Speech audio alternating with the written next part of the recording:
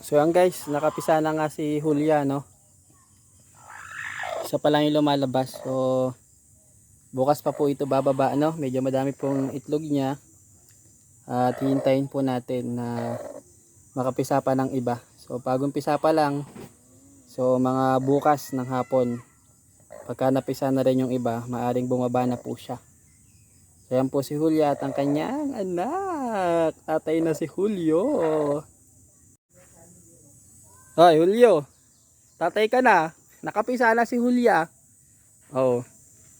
Si Julio at si Julia, kambal ng tadhana. Sino kaya sa mga batang 80s at batang 90s ang nakakaalala pa kay Julio at Julia? Bandang uli, hindi naman pala sila kambal. Tatay ka na. Ayos ba? Ayos, tatay ka na. Bukas malalaman natin ilan yung iyong ilan ang iyong supling, ha? Ayos na, ayos, ayos. Sagot naman dyan. Okay lang. Bang, pogi yan si Julio.